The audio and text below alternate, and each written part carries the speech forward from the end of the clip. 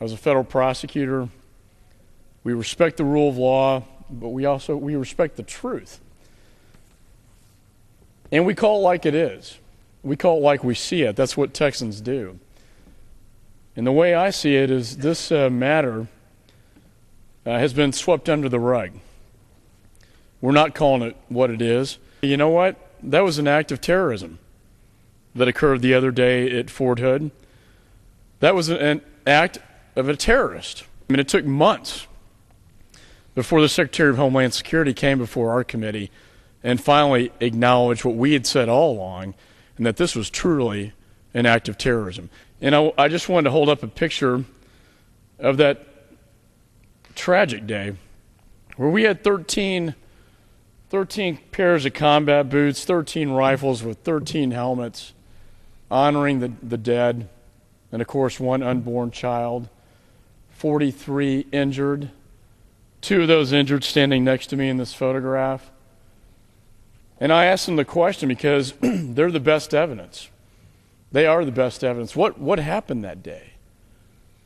They were shot by him. What did he say to you? And these 2 said, Congressman, he said, Allahu Akbar. And we talk a lot about connecting the dots, but these were dots that popped up that failed to be acted upon. Why weren't these dots acted upon? A man who said his allegiance was to the Quran, not the Constitution. A man who described the war on terrorism as a war against Islam, according to a doctor who was in a graduate program with him. A man who argued that Muslims were being targeted by U.S. anti-terror campaigns.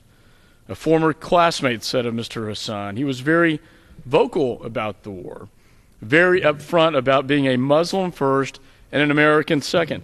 And if that's politically incorrect for me to say that, all I'm saying here in this chamber is the truth. And it just makes you wonder, how could we have promoted someone in the United States Army and the United States military when these types of flags are going up?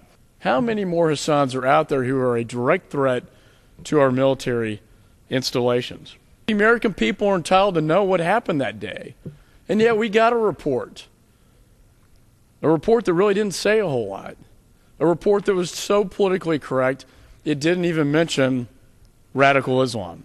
Right? The morale, which is so important in a time of war that we are in, is critical here. And if we can't act upon cases like this in the United States Army, in the United States, because out of fear that we won't be politically correct, we may hurt someone's feelings, where have we gone in this country? We can't call it out like it is and say it for what it is. And that this man did not love his country, that he had more loyalty to radical Islam, and that's precisely why he killed those 13 soldiers that day.